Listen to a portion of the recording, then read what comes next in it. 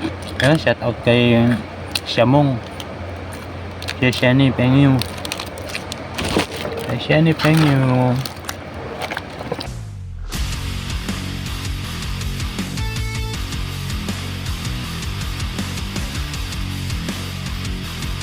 Yun mga kahasang, good morning.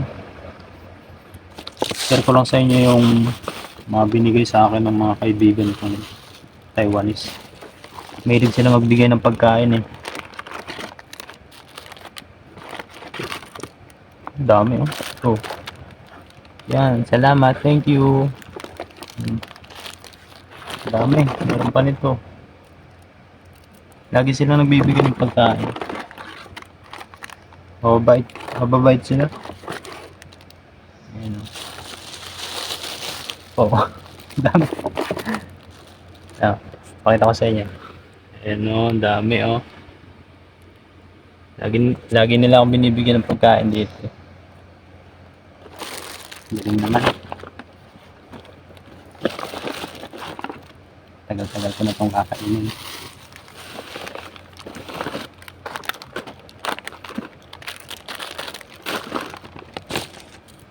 Kung magtatanong nga pala kayo kung anong trabaho ko dito sa Taiwan, ang apply po namin welder sa ang agency ko, City Employment dyan sa Pedro Hill. Welder ang apply namin, pero pagdating dito may welding naman, kaso nga lang machine ang nagwe-welding. Pero meron ding may nagwe-welding din ng MIG at sa atig, pero hindi kami doon assign. Bali, 8 kaming welder na dumating dito. Ang pwesto ko, nakapwesto ko sa sa packaging. Sa packaging ako napa-assign, pero okay lang. Masaya naman. Babait pa ng kasama. Wala akong kasamang Pilipino doon, ako lang mag-isa. Kahit hindi kami nagkakaintindihan, okay lang. Basta magaling ka lang umintindi. Usapan dito parang sign language. Para mga pipi ba. Pag inutusan nila ako, ganun lang. Siyempre alam mo na pag nag-sign language, hindi mo kailangan makipag-usap ka na. Buti yung mga kasama ko, magkakasama yung iba. Tapos malalapit yung mga Pinoy na datihan. Nakakapag sila doon. Kapag sabi kung ano bang sinasabi sa kanila yung mga Taiwanese. Ako wala akong kasama. Solo, malayo pa ako sa kanila. Pero okay lang. At least napapag-aralan ko yung mga lengguwahe nila. Kung ano ba yung Siyempre alam mo na yun.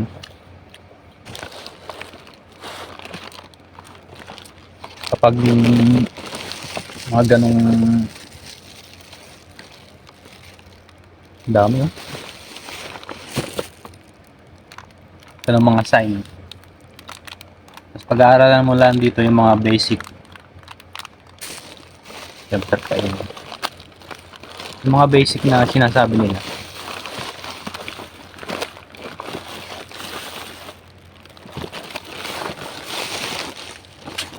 Ako nga, mga basic pa lang. Bali, 1 year pa lang ako dito. 1 year na nagbabayad ng lending, pero nakaraos na. Tapos nakatatapos ko lang noong July. Masaklap nito, wala kaming overtime. Pero buwan ng September, October, November yan. Kakaotin na yan. Sana naman. Tsaka mahina pa eh.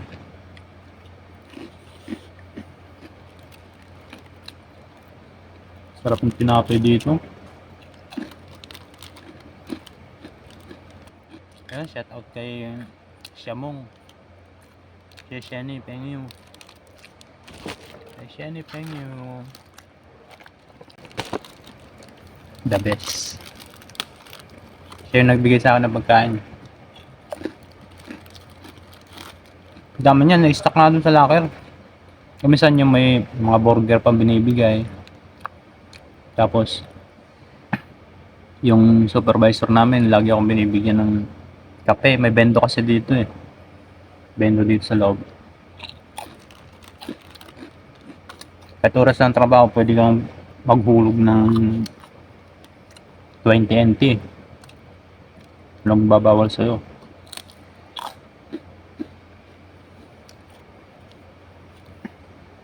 Galing nga dito. Pag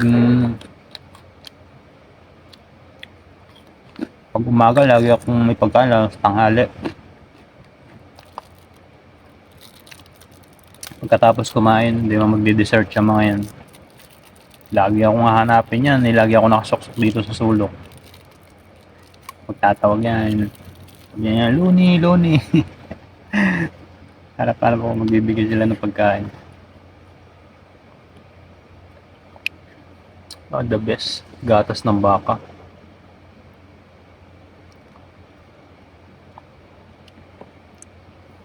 Yun, siguro ang fishing adventure natin eh, Biyernes ng gabi.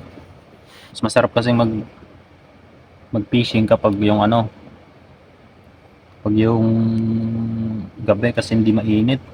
Kasi pag umaga, tanghali, nangingitim dito ko, parang si Pikachu. Gabi tayong pipishing. Pwede tayong mag-fishing ng umaga, saglitan lang. Ito yung ina-assemble namin. Yan. Hindi natin pwedeng iikot ang camera sa loob, bawal. Kailangan dito lang. Salamat sa mga nanood ng mga video. Malapit na tayo ma-monetize sa YouTube. Uy. Hindi naman masama sumubok. Wala na mga requirements, di ba? Lahat ng bagay, pwede mo subukan kung kakayanin. Hindi mo kakayanin eh, pwede naman mag-stop. Pasarap. 7:20. Ang time pa namin ay 8:30. 6 nandito na ako. Akong kauna-unahan lagi dito. Nakikita siguro nila na masipag sa trabaho. Tapos nasusunod ko naman yung mga inuutos nila. Kaya siguro natutuwa. Siguro lagi sila nagbibigay ng pagkain. Ay, sarap. Basta lagi mo lang sundin yung inuutos nila. Pag pinapagalitan ka, tawanan mo na. Alam na nila yun. Kahit minumura ko, tinatawanan ko lang sila. Kahit naiintindihan ko, sabihin ko lang hindi ko naiintindihan. Mabait sila, mabait. Sumunod ka lang lagi.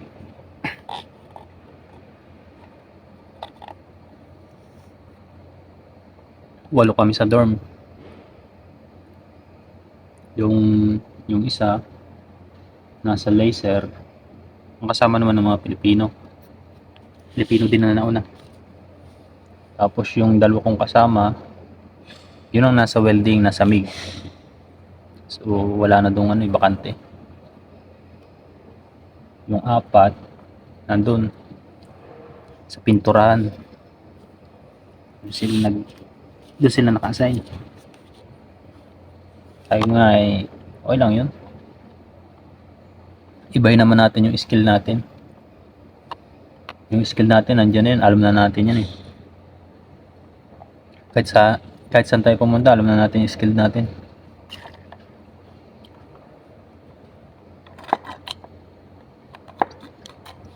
Sarap.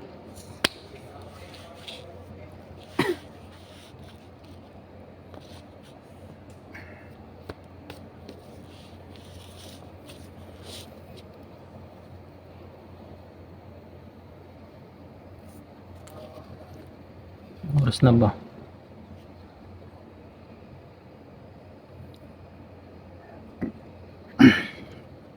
Tsaka ang pasok ko dito Lunes hanggang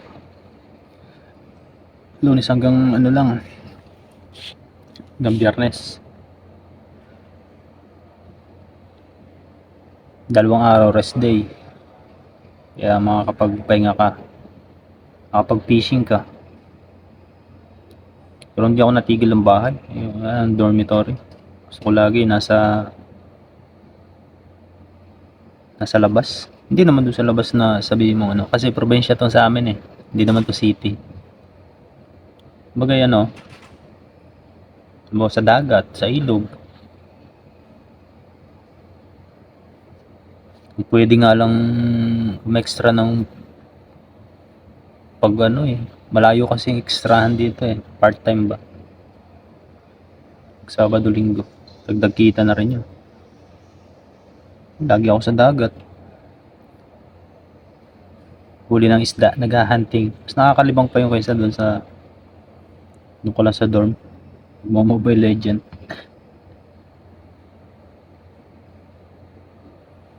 Dami pa oh.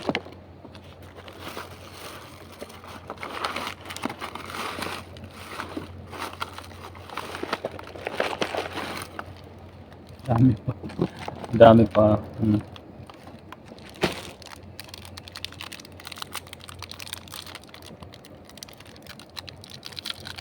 Pag binigyan kayo ng pagkain o kahit anong ibigay sa inyo, huwag nang tatanggihan.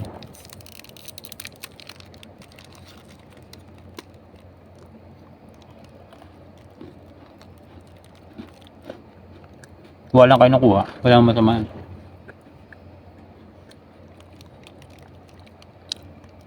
Di baling sila yung tumanggi dun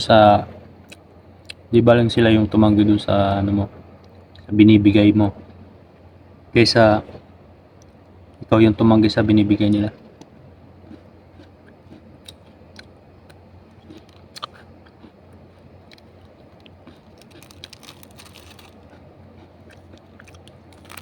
Kami araw-araw naiipon nga eh. Lalo nung mga nakaraan, dami nilang binigay sa akin. Hindi ko lang kasi napakita kung anong ano eh. Ngayon lang tayo nakapag-video. Siyempre kinain ko na, baka mapanis eh. Iniwan ko lang sa locker. Hindi ko inuwi doon sa bahay, sa dorm.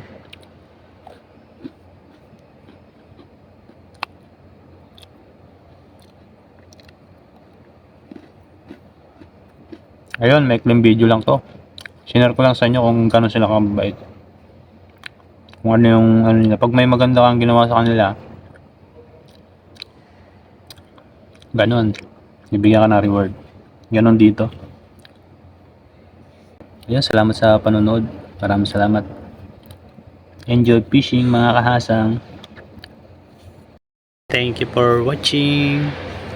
Kung nagustuhan niyo po ang aking video, pwede niyo po akong i-subscribe at saka pa-hit na rin ang notification bell para updated kayo sa mga bagong video kong i-upload. Thank you.